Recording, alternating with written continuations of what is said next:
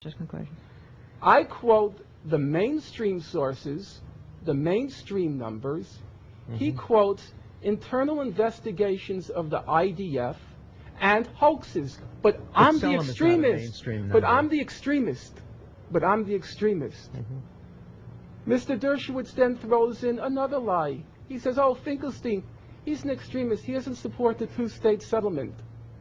I've been, in my entire adult life, I've been involved in the Israel-Palestine conflict. I started publishing on the topic in 1984. I wrote my doctoral dissertation on the topic in 1988. I lecture about 2 or 3 times a week on the topic. I'd like you to show me a statement where I say I don't support the two-state settlement.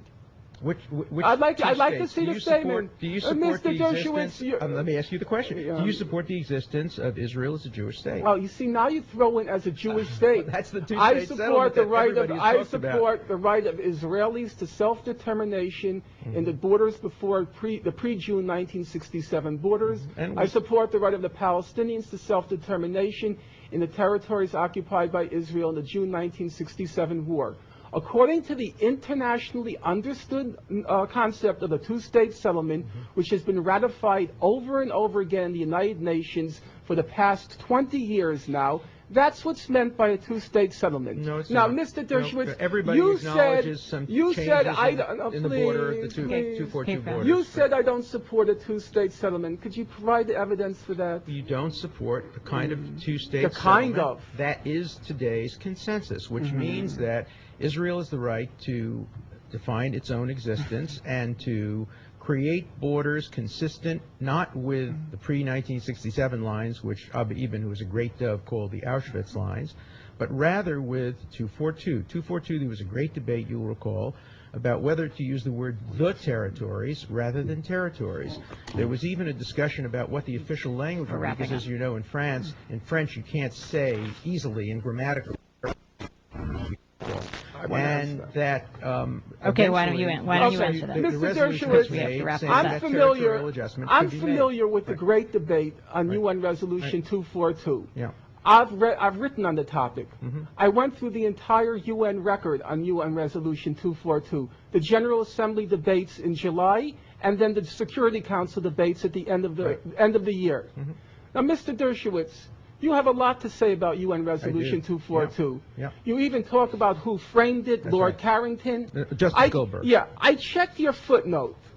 He has a long discussion on 242. Do you know what his footnote is?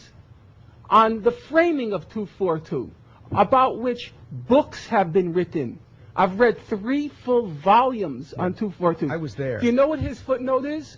An editorial in the Orlando Sentinel in the year 2000.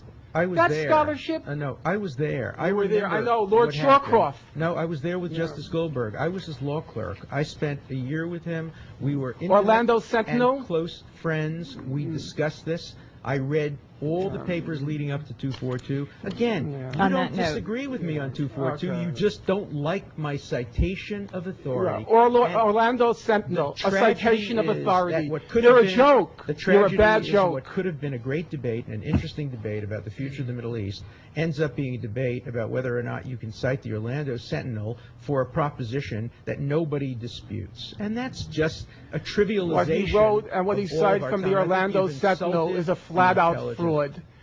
He quoted the Orlando Sentinel. Do you disagree that 242 Sir, left out the article duck? Mr. Dershowitz, regrettably for you, I read the book.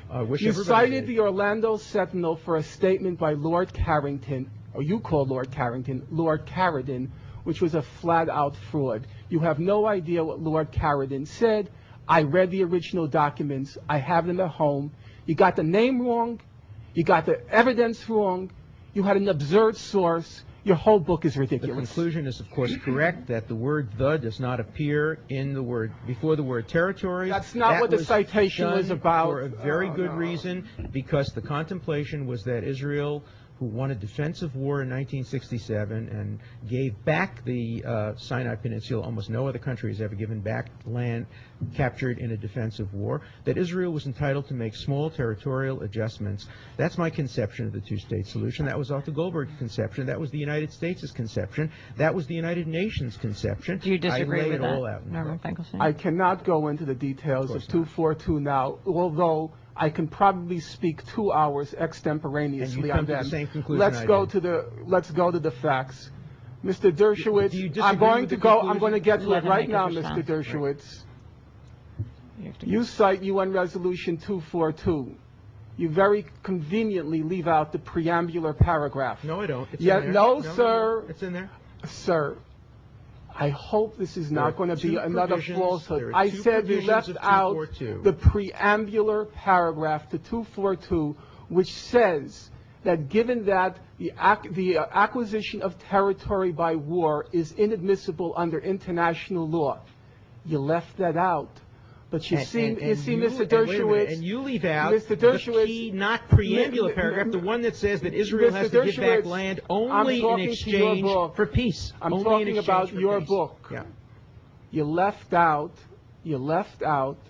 in your rendering, even though you quoted 242, yes, you left out the crucial preambular statement which said, given that it's inadmissible under international law to acquire territory by war, Lord Carradine at the UN then pointed to that paragraph, and he said, if you put that preambular paragraph with the operative paragraphs of UN 242, it calls for a full Israeli withdrawal with one provision. On the Jordanian border, there can be, because the Jordanian border was irregular, there can be minor and mutual territorial adjustments. Minor and mutual.